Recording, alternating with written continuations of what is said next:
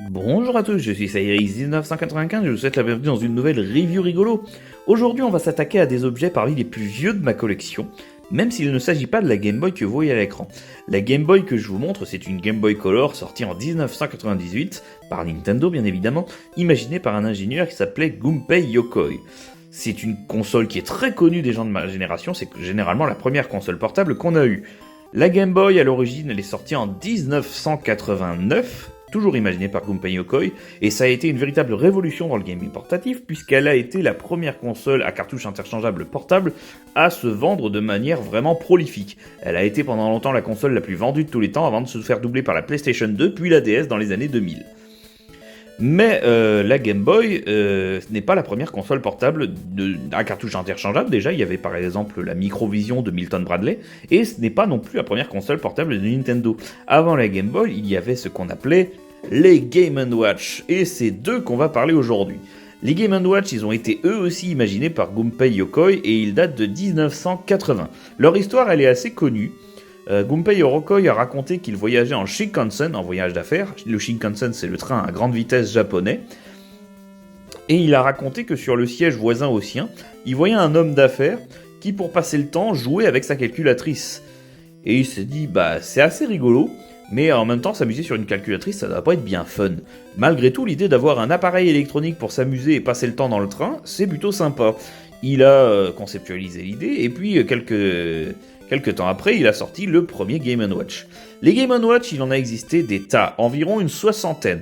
Ils se sont déclinés sur plusieurs gammes différentes, et leur design a pas mal évolué avec le temps. La première gamme, c'est la gamme Silver. Elle était assez épurée, elle avait des jeux assez simples, parce qu'elle était notamment à destination des adultes. Vu que c'était pour les hommes d'affaires qui passent leur temps dans le train. Mais Nintendo se rend vite compte que finalement ces engins marchent beaucoup plus auprès du jeune public et décide donc de revoir la formule en faisant tout d'abord une gamme dite Widescreen. Non, d'abord c'est la gamme Gold, je ne me rappelle plus. 2 petites secondes, je regarde. Ouais, c'est la gamme Gold. La principale différence avec la gamme Silver, c'est que leur avant est doré au lieu d'être argenté. Alors lui, c'est pas un vrai Gold. Je vous en parlerai un petit peu après, mais les Gold ressemblaient beaucoup à celui-là. Ensuite, ils ont fait un widescreen qui avait le même design, mais qui avait un écran un peu plus large. Un petit peu comme celui-ci, là aussi. Là, c'est plutôt un widescreen, le design de celui-là. Après les widescreen, ils vont renouveler le concept avec le design multiscreen. Les multiscreen, ils avaient plusieurs écrans. Il y avait 2 designs différents. Un horizontal qui est assez rigolo, et il y avait surtout celui-ci qui est devenu culte vu qu'il s'ouvre avec un clapet, il a un écran du bas, un écran du haut, ça doit certainement vous dire quelque chose, c'est littéralement l'ancêtre de la Nintendo DS. J'aime beaucoup le design de ce machin parce que c'est littéralement une DS des années 80. Hop, je vous les présenterai après. Après la game multiscreen, ils ont créé la game tabletop qui ressemble à des mini-bandes d'arcade. Je pourrais pas vous en parler en détail parce que je n'en ai jamais vu.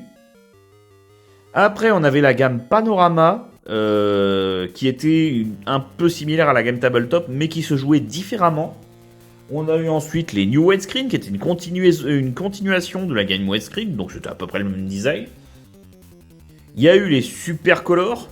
Je sais plus exactement à quoi ils ressemblaient, je vous montrerai une image en montage. Il y a eu les Micro VS, qui eux sont très rigolos, c'était fait pour se jouer en multijoueur, c'était littéralement une console double portable. Et il y avait ensuite les Crystal Screen, qui étaient similaires au widescreen, mais avec un écran transparent. L'idée est vraiment pas terrible, mais bon, pourquoi pas, c'était un peu les gadgets des années 80. Certains Game & Watch ont été réédités par la suite sous la forme de mini classiques, mais c'est un peu hors sujet. Et enfin, il y a ce que Nintendo appelle les Color Screen, qui sont ces 2 Game & Watch là, sortis dans les années 2020 pour faire un petit hommage à la gamme. Donc vous voyez que du coup, moi j'en ai 4. J'ai celui-ci, le Donkey Kong, qui est littéralement un monument historique sur plein de points de vue. Déjà parce que c'est un des tout premiers multiscreen, donc c'est lui qui a inauguré le fameux design qui pourrait ressembler à la DS. Ce que j'aime bien, c'est comme je disais, il y a 2 designs de multiscreen, ce qui fait que dans une réalité alternative, la DS a un design totalement différent. Et surtout, il est connu pour une chose, c'est que pour le rendre pratique à jouer, Gunpei Yokoi a eu une idée révolutionnaire. La croix directionnelle, c'est littéralement la toute première croix directionnelle du jeu vidéo sur cet appareil. Donc c'est plutôt cool. Il fonctionne encore, donc je vais essayer de vous le montrer tout à l'heure. Après, ça va être compliqué parce que je n'ai qu'une main avec le téléphone, donc je vais très certainement faire une performance à chier. J'ai celui-ci qui est sorti beaucoup plus tard, c'est le tout dernier modèle de multiscreen. Il est sorti, je crois, au début des années 90, c'est un Game & Watch multiscreen Zelda. Et lui, alors, les Game & Watch ont souvent des problèmes de conception, ils avaient tendance à se casser, ils étaient assez bas de gamme. Celui-ci par exemple je l'ai restauré parce que comme vous le voyez il avait perdu ses 2 plaques ici. Je les ai remis comme j'ai pu, enfin j'en ai trouvé des neufs sur un Game & Watch hors d'usage. Et malheureusement je les ai remis un peu comme j'ai pu et vous voyez que c'est pas génial. Mais bon déjà il a à nouveau ses plaques parce qu'il ressemblait vraiment à rien sans, je suis assez content. Mais il a son clapet qui a cassé. Ce qui fait que il s'ouvre pour un rien, il ne tient plus en place niveau fermeture. Lui par contre il a encore son clapet entier. Lui il est dans un état impeccable. Donc j'essaie vraiment de le conserver en l'état. Et lui du coup je peux pas l'ouvrir à une main. Alors je vais poser le téléphone 2 petites secondes. Voilà. Et je vais prendre ma deuxième main. Ah ouais, je pourrais stabiliser le téléphone comme ça, remarque, pour jouer. Hop, voilà, lui aussi il a une croix directionnelle, il a un bouton d'action, voilà. Alors, je vais peut-être vous présenter à quoi ressemblait un Game & Watch de base. Déjà, on va prendre le Game & Watch Donkey Kong. Les Game & Watch, ils fonctionnaient toujours à piles. Et généralement, c'était chiant parce qu'ils fonctionnent avec des piles à montre. Ces petites piles cylindriques qu'on trouve jamais et qui en plus sont relativement chères la plupart du temps quand on les trouve. Hop, ça se mettait comme ça dans la machine. Voilà. C'est quand même pratique d'avoir un téléphone pliable parce que du coup on peut le stabiliser comme ça, c'est pas optimal, mais au moins ça vous donne un bon visuel. Hop, on va l'ouvrir. Voilà, en plus il réagit au quart de tour. Hop, je vais dézoomer un petit peu, voilà. Alors, le Donkey Kong. La plupart des Game & Watch, comme leur nom l'indique, ils font à la fois jeu et montre. La plupart d'ailleurs ont des fonctions réveil. Ah, il s'est éteint, je sais pas si c'est normal, enfin... Il est fatigué et en plus il a des faux contacts au niveau des piles parce que mes piles sont un peu oxydées. Non, c'est les contacts qui sont oxydés. Enfin voilà, on s'en fout. Alors il y a la croix directionnelle, il y a le bouton d'action qui sert notamment à sauter sur Donkey Kong. Ah, voilà. Il y a le bouton Game A, le bouton Game B. C'est un truc que vous connaissez si vous avez joué à la NES. Beaucoup de jeux NES avaient un Game A et un Game B. La plupart du temps, le Game A c'était la mode facile et le Game B c'était le mode difficile. Sur le Donkey Kong, c'est ce cas-là. Et vous avez le bouton pour régler l'horloge. Là, je le passe en mode horloge. Alors, comme je viens de mettre la pile, fatalement, il indique minuit. Mais voilà, il faisait horloge, il faisait des trucs sympas. Vous voyez le jeu qui fait une sorte de démo. Il y avait 2 petits boutons à mettre un crayon pour régler le réveil. Et l'autre, je ne me rappelle plus à quoi il sert. Je crois que c'est pour le reset ou je sais plus quoi. Les Game & Watch étaient évidemment extrêmement primitifs. Vous voyez, c'est pas des pixels. C'est des sprites qui s'allument et qui s'éteignent. C'était la particularité des Game & Watch. C'est pour ça qu'ils n'ont qu'un seul jeu et pas de cartouche interchangeable, contrairement à la Game Boy. Malgré tout, ça reste assez fun à jouer. On va essayer de lancer une partie de Donkey Kong. Je vois que vous voyez assez mal l'écran quand même. C'est un écran qui n'est pas rétroéclairé, exactement comme la première Game Boy. Et en plus, attendez, on va opérer une petite rotation. Et se mettre de l'autre côté, comme ça, je ne suis pas à contre-jour. Ce qui n'est pas mieux, parce que là maintenant on est à l'ombre. Bon, je vais remettre de l'autre côté parce que c'était plus pratique pour moi. Voilà, hop.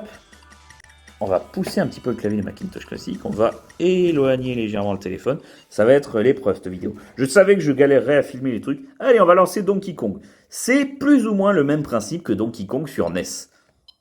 Alors le bouton d'action est très fatigué. Donc Donkey Kong est là-haut, il lance des tonneaux sur l'écran du haut, et moi je suis sur l'écran du bas. Je sais pas vraiment si je suis Mario ou si je suis un autre personnage, parce qu'il ressemble pas vraiment à Mario, on voit ni la moustache, ni la salopette. Enfin si, il a une salopette, mais il a pas de moustache, donc je sais pas si c'est Mario. Hop. Et le but dans ce Game & Watch, c'est d'allumer la grue. Vous avez vu, j'ai allumé la grue en montant sur le côté. Et une fois que j'ai allumé la grue, je saute sur la grue. Et je décroche un des renforts qui maintient la plateforme de Donkey Kong. Et une fois que c'est fait, Donkey Kong va se péter la gueule. À partir de là, le jeu va boucler, exactement comme un jeu d'arcade. Donc c'est un jeu qui est extrêmement primitif, mais pourtant pour l'époque, je vous assure que c'était un jeu qui était hyper addictif. Et même encore aujourd'hui, c'est un jeu qui marche très bien. On se surprend à vraiment y passer du temps et à essayer de tryhard. Alors là, je suis mort comme une merde. Et là, en plus, je me suis spawn kill tout seul parce que c'est moi qui choisis quand je spawn, en appuyant sur le bouton d'action. Hop. Hop là. Et ouais, il a une mécanique de tryhard encore très efficace aujourd'hui. Alors désolé pour la transition brutale, j'ai un petit peu changé le programme de la vidéo. Au début, je voulais vous montrer les Game & Watch IRL en filmant avec le téléphone. Je sais pas à quel point je voulais montrer parce que il s'avère que c'était désastreux niveau rendu. Du coup, j'ai décidé de revoir un peu ça et de vous montrer des émulateurs. Il existe des tas d'émulateurs de Game & Watch différents. Il y a notamment celui-ci, Retrofab, qui simule plein de jeux électroniques, qui est très sympa et qui donc va vous permettre d'avoir un visuel un petit peu plus sympa du jeu. J'aurais peut-être laissé une ou deux parties de Donkey Kong quand même, je sais pas trop. On verra bien. Mais le Zelda, notamment, il rendait vraiment pas bien à l'écran, donc j'ai décidé de passer sur émulateur. Vous voyez, c'est modélisé en 3D, c'est tout, c'est très sympa, on le reconnaît, avec son clapet, du coup, en entier. Il est assez joli. Alors, on peut l'ouvrir comme ceci, il se centre tout seul. En plus, il est directement réglé à l'heure, c'est assez rigolo. Du coup, on choisit Game A. Alors, c'est Control. Ouais, voilà, c'est ça. Moi, je vais prendre Control. Et en plus, je serai au clavier, ce qui fait que je ferai une bien meilleure performance. Hop, on est parti. Non, c'est Game A pour commencer. Voilà. Alors les sons sont légèrement différents du vrai, mais ça reste sur du bip bip. Je sais pas s'ils faisaient tous les mêmes bruits. À l'époque, la fabrication en série devait pas être hyper regardante, et donc il y en a probablement qui faisaient pas exactement le même son. Hop. Donc vous voyez, je remonte, j'esquive les tonneaux, j'allume la grue, j'attends que la grue s'aligne, et une fois que la grue s'est alignée, je saute. Et je retire un renfort de la plateforme de Donkey Kong. C'est très facile quand on a le coup de main, on peut aller très très vite, exactement comme ici. Je ne sais pas s'il existe des speedruns des Game & Watch, à mon avis ça doit exister. De toute façon on speedrun tellement tout aujourd'hui. J'ai vu qu'il existait même des speedruns de Letton, ce qui est super con parce que le principe de Letton c'est que c'est pas le jeu qui va vite, c'est toi qui résous les énigmes, mais... Ah putain, je sautais un petit peu tôt. Et voilà, vous avez vu ce que ça fait. Hop. Pour allumer la grue, j'utilise la flèche de gauche. Elle ne reste pas elle ne reste pas longtemps allumée, elle fait 2 allers-retours et après elle s'éteint. Le clavier doit faire pas mal de bruit du coup, parce qu'il faut bourriner pour ce jeu. Et la croix directionnelle est quand même beaucoup plus discrète en termes de son que mon clavier mécanique. Hop là. Ça me perturbe, j'ai vraiment l'habitude des bruits que fait le mien. Et du coup là, je suis un peu... voilà. Vous voyez également du coup qu'il y a une jeune demoiselle à sauver. Je sais pas si c'est Pauline ou c'est une autre. Elle n'a pas le design de Pauline du Donkey Kong sur NES. Et comme je disais, vous le voyez nettement mieux maintenant. Le personnage ne ressemble vraiment pas au Mario non plus. C'est probablement Mario parce qu'il y a quand même la casquette et la salopette. Mais le fait de voir Mario sans moustache est très perturbant. Celui-là il est sorti en 82. Donc c'est un des premiers, hein. Il est sorti 2 ans après le tout premier. Et en 82, le design de Mario est pas encore bien finalisé. Donkey Kong est sorti 1 an avant, en 1981. Et donc je sais pas à quel point le design de Mario était vraiment solide à cette époque-là. C'est bien des années après, en 1980. Merde. 1981. En 1985 que sortira le premier Super Mario Bros qui lui va définitivement étayer le design de l'univers de Mario et notamment l'univers du royaume champignon, vu que pour rappel Mario il a commencé en tant que charpentier à Brooklyn et puis il est devenu plombier. Il est devenu plombier dans Mario Bros. Attention, il y a Super Mario Bros et Mario Bros. Et Mario Bros c'est un jeu d'arcade là aussi où Mario doit balader dans des tuyaux pour essayer de vider les égouts de Brooklyn de monstres pas très gentils, notamment les premiers Koopas. Et c'est définitivement Mario Bros qui va entériner l'univers du jeu, avec notamment la première apparition de Bowser. Hop, on n'est pas si mauvais, hein. Et vous voyez la poutre que je dois éviter. La poutre en soi, je peux passer en dessous. Par contre, si je saute et qu'elle est au-dessus de moi, je me fais mal. Et pareil, si je prends l'échelle alors qu'elle est là, je me fais mal aussi. Je sais plus quel est mon record, je crois que c'est à peu près... je crois que c'est 700 mon record. Il faut savoir également que les Game & Watch ont été réédités plusieurs fois. Alors pas les appareils. Si, il y a eu une réédition des appareils, c'était les mini classiques dont j'avais déjà parlé. Mais ils ont été également réédités sur Game Boy, avec une série de jeux qui s'appelait Game & Watch Gallery. Sur Game Boy et Game Boy Advance, qui reprenait du coup les jeux avec des designs parfois rénovés. C'était plutôt sympa comme série, les Game & Watch Gallery. On l'a perdu. Et il y avait également... Ah, c'est rigolo, ça désactive le suivi quand je le mets en mode time. Et il y a eu également quelques rééditions sur DS, notamment le Donkey Kong a été réédité sur DS en tant que produit du Club Nintendo, qui était l'espèce de programme de finalité Nintendo où vous pouvez adhérer et gagner des trucs en achetant des jeux. Et il y a eu également Ball qui a été refabriqué, toujours pour le Club Nintendo, là pareil.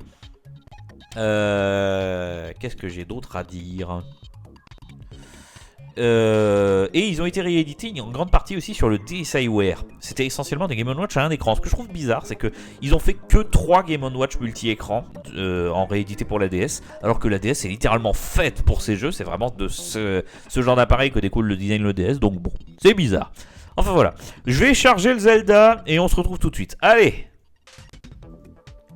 Et voilà le Zelda. Le Zelda, pour moi, il est hyper intéressant, il est incroyable. Je trouve que pour un jeu portatif qui n'a pas de cartouches interchangeables et qui ne possède que des sprites animés, il est incroyablement créatif. Je le trouve vraiment super. Alors, comment il marche? Donc on est évidemment Link, le fameux Link. On doit sauver la princesse Zelda, évidemment. On est au tout début de la franchise, donc il y a encore plein de codes de la série qui ne sont pas établis. Mais donc on doit libérer la princesse qui est emprisonnée dans un château. Et avant ça, on doit vaincre un certain nombre de dragons qui possèdent des fragments de Triforce. On doit ramasser tous les fragments de Triforce. Je vous montrerai peut-être pas le jeu en entier parce qu'il peut être très long et très répétitif. Alors, on va l'ouvrir. Mais donc voilà la démo rapide. Vous voyez ici Link avec son épée. Il y a la même mécanique que dans le Zelda sur NES et dans la plupart des Zelda. Si je ne brandis pas mon épée, j'ai mon bouclier et donc je suis protégé. En face de moi, j'ai un vilain pas beau qui me tire des flèches que je dois tuer dans d'atroces souffrances. Et vous avez en bas un squelette qui essaye de m'avoir par le bas. Donc je dois esquiver le squelette et tuer l'autre en face. Allez, on est parti. Donc je dois bourriner, mais je dois faire attention à ce que quand il tire, j'ai mon bouclier brandi. Et je dois éviter le squelette en bas. Voilà. Donc ça commence comme ça. Ça se passe sur l'écran du bas au début. Merde, là vous voyez, j'ai pris un coup. Donc j'ai évidemment les cœurs comme dans le Zelda de base. Donc je dois faire attention. Lui par contre, il fait vraiment les bruits de mon Game & Watch. J'ai encore pris un coup. Voilà, il meurt, il me donne un cœur. Et vous voyez en haut, il y a une map. Elle est ici. Là, du coup, je peux choisir une direction. Je peux aller à gauche ou à droite. Moi, je vais aller à droite parce qu'en général, à droite, ça permet d'avoir des bonus. Mais c'est des salles plus compliquées. Là, vous voyez, il y a 2 squelettes notamment. Tout est affaire de timing. Le gameplay est pas spécialement fou. Mais ce que je trouve très sympa, c'est vraiment toute la progression. Parce qu'on progresse vraiment dans la map, à l'aveugle. Il y a vraiment le système de donjon. Il y a plusieurs objets sympas à ramasser. Et il y a le système de boss que vous verrez un peu après.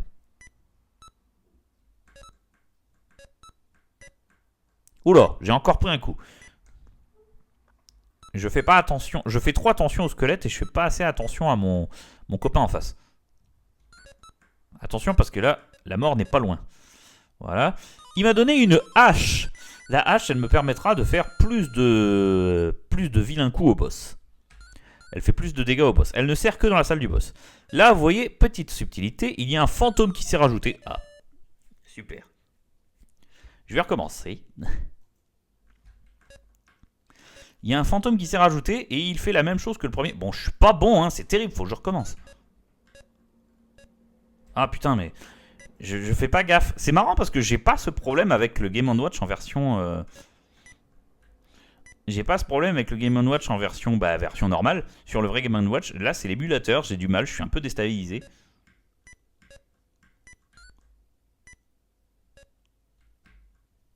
Hop. Allez, hop. Je me concentre un petit peu, ce qui vous permet de profiter de l'ambiance sonore. J'aurais probablement mis de la musique au montage après, parce que je vais monter cette vidéo pour vous faire un certain nombre de trucs.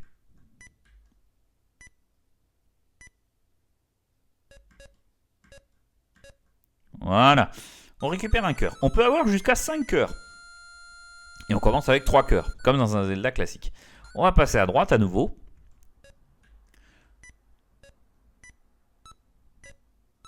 Hop. Merde.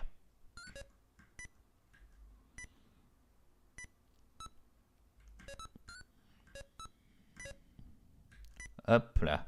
J'ai peut-être tendance à bourriner un peu fort parce que le jeu évidemment est fait pour un bouton en caoutchouc comme je parlais tout à l'heure parce que c'est le même principe que le Donkey Kong et les boutons en caoutchouc tu peux pas les bourriner autant que les boutons en plastique dur et donc le jeu doit peut-être en tenir compte. Hop.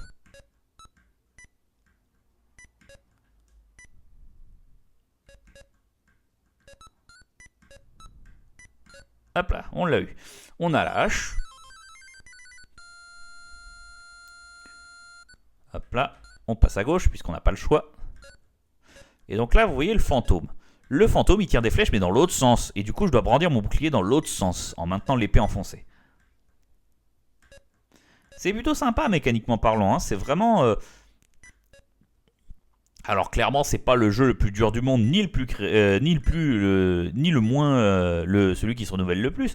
Mais pour un truc électronique avec vraiment des petits sprites et pas de cartouches, c'est vraiment bien trouvé, je trouve. Il y a vraiment les mécaniques d'un jeu Zelda qui reviennent. C'est sans doute le meilleur Game & Watch pour moi.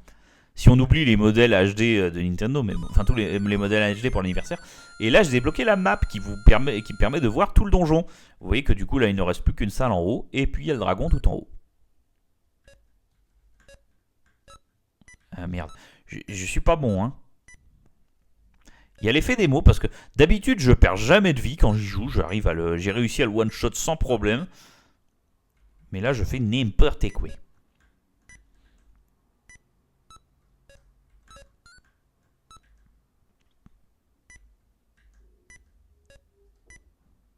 Vous voyez que les squelettes me poursuivent. Hop là. Putain, il est chiant parce que des fois il fait marche arrière.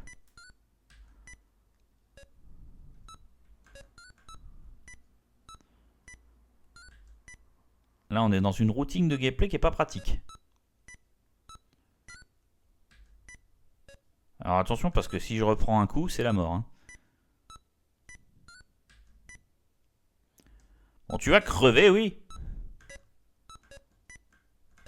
Voilà. Et il me donne l'eau bénite. L'eau bénite a l'avantage de me remettre à fond de vie. Ce que je vais faire maintenant, voilà, en appuyant en bas sur l'eau de vie. Donc c'est similaire à la fée en bouteille. Et là, du coup, je peux grimper à l'étage et je dois affronter le grand dragon avec ma hache. Sachant que je dois le faire à l'épée aussi, mais du coup, je peux le faire à l'épée aussi. Ah merde, je voulais vous montrer un truc, c'est triste. C'est pas trop grave.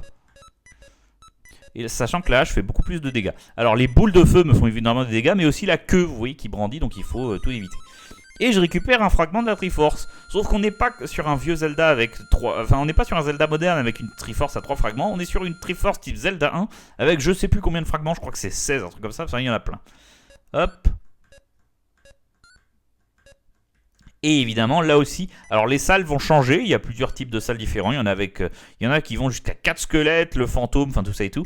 Et il y a aussi évidemment la vitesse du jeu qui change.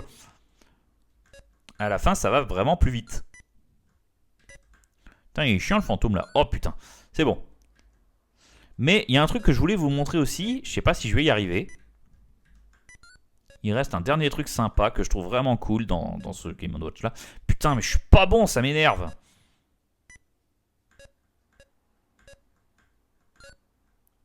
Voilà, alors il m'a donné la map. Ok. Les donjons en plus sont vraiment aléatoires parce que vraiment, là par exemple, vous voyez qu'il y a 2 salles à droite. En général, moi je veux salles à droite, elles sont plus dures, mais elles donnent des objets supplémentaires. Mais en général, on peut faire tout en passant par la gauche, ce qui va plus vite. Ah putain. Mais moi j'essaye d'avoir de... Je voudrais avoir de l'eau bénite. Pour vous montrer un truc. Également, ils ont parfois beaucoup plus de vie. Plus les niveaux progressent et plus les machins en face ils sont balèzes. Putain, je vais encore crever bêtement, ça m'énerve. De mémoire, oui, il y a un bouton continu, je l'avais oublié, qui me permet de remettre mon score à 0, mais de reprendre là où j'en étais. C'est plutôt sympa parce que, comme je l'ai dit, ce Game & Watch peut être très long parce que pour réunir les je sais plus combien de fragments de la Triforce, il faut en faire du jeu. Hein. Je l'ai déjà réussi sans Game Over, mais c'est toujours le bienvenu. Voilà. Il m'a rien donné du tout. Je savais même pas qu'il pouvait ne rien donner du tout. Ah bah super. Bon bah il faut salle suivante. Alors là il y a 3 squelettes. Hop. Et vous voyez, en face, c'est devenu un sac à PV. Ah putain, je suis mort. Bon, on va faire continue, parce que j'ai toujours pas pu vous montrer ce que je veux vous montrer. On redémarre à 30 minutes. Putain, ça m'énerve, je suis pas bon. Ah, puis ça m'énerve. Ah, mais ça m'énerve parce qu'en plus, c'est des bourdes que je fais pas sur le jeu. C'est vraiment l'émulateur qui fait ça.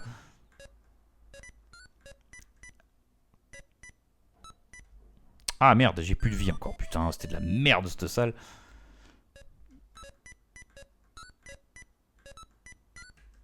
Ah purée, là j'ai mal calculé mon timing. J'aurais dû m'en tirer.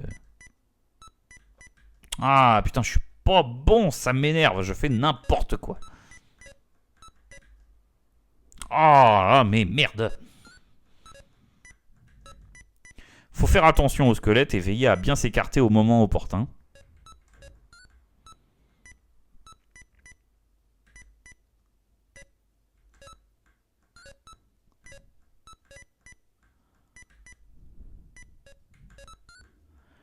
Il y a des patterns quand même. On finit par avoir un coup, par prendre le coup à un moment.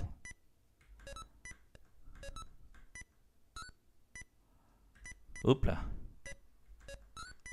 Quand on se concentre un peu, ça va. Mais c'est vrai qu'en plus, je parle en même temps, ce qui n'est pas le plus optimal. Pas passer loin là. Voilà, il me donne l'eau bénite. Et je vais me mettre full life. Et vous savez que dans un Zelda, quand vous êtes full life, avec votre épée, vous pouvez tirer des lasers. Et ce jeu fait ça. Vous le voyez ici. Je suis full life et j'arrive à le toucher de loin parce que je tire des trucs avec mon épée. Je trouve ça génial, ça c'est vraiment une mécanique pure Zelda. Et là j'ai perdu un point de vie, je l'ai plus. Mais je trouve ça vraiment cool d'avoir ajouté ça. En tout cas, bon, on va pas aller plus loin. J'aurais aimé vous montrer la princesse, mais bon, c'est un peu long et pas forcément intéressant de faire tous les donjons dans l'ordre. Vous regardez une vidéo, pire. Mais voilà, c'était du coup le Game & Watch Zelda. On se retrouve un petit peu pour les deux autres Game & Watch anniversaires. Et puis après, on terminera la vidéo. Allez, hop. On se retrouve rapidement pour les deux opus modernes. C'est vraiment un hommage. Ils ont un écran couleur, ceux-là, avec des pixels. Donc pour le coup, ils sont un peu éloignés du concept original des Game & Watch. Mais la première chose que vous voyez, c'est qu'ils sont eux aussi équipés d'une horloge. Une horloge assez mimi, puisque par exemple pour celui du Game & Watch Mario, elle représente de toute façon des évolutions dans le monde classique de Mario. Alors, il propose des jeux NES. Il y a Mario Bros, il y a Super Mario Bros 2, qui est le Super Mario Bros 2 japonais, donc le hardcore qui a le même moteur. Et il y a Ball, qui est un espèce de remake d'un vieux Game & Watch Ball, à ceci près qu'il a la tête de Mario. Vous voyez qu'il y a le Game A et le Game B. Et c'est le même principe que le Game & Watch Ball, qui est le tout premier Game & Watch jamais sorti. Vous devez rattraper les balles sans les faire tomber. Voilà, exactement comme je ne le fais pas. On a 3 chances différentes. Ah. Non, on n'a pas de chance, je sais pas. Mais ouais. Il a quelques petits easter eggs, alors je me rappelle plus comment on les déclenche. Donc je vous les montrerai pas en détail parce que c'est pas vraiment celui-ci que je voulais vous montrer. Celui-ci, il y en a plein de vidéos sur le net vu qu'il est très connu et qu'il est sorti il y a pas très longtemps. Par exemple, si je lance Mario Bros, bah vous voyez, c'est le Mario Bros, on a l'habitude, c'est... Bon alors, jouer à Mario Bros à une main, sans cacher l'écran. Défi. Ah, je suis obligé de faire le signe du métal.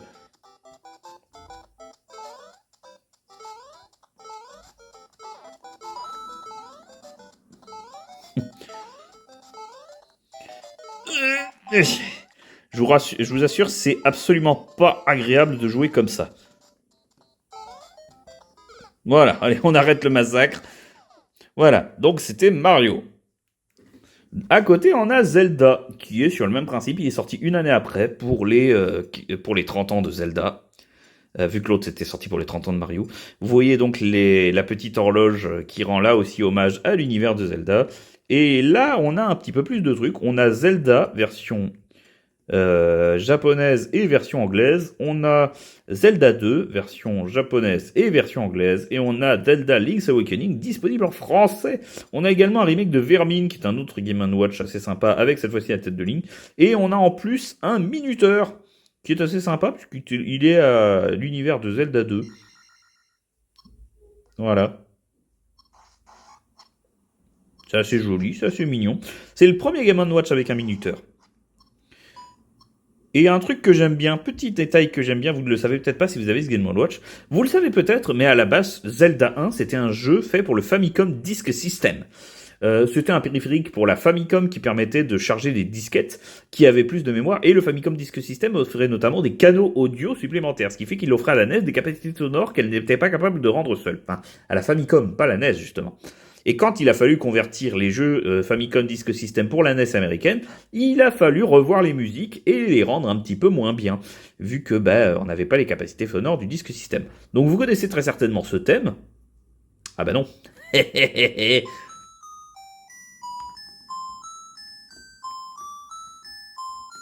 Ah oui non, c'est Select. Oups, je voulais pas faire ça. Attends, comment je fais pour reset? Ah voilà. Bon, au pire, je perds ma progression sur Zelda 1, c'est pas bien grave. Voilà, vous connaissez certainement ce thème. Mais si je le passe en japonais...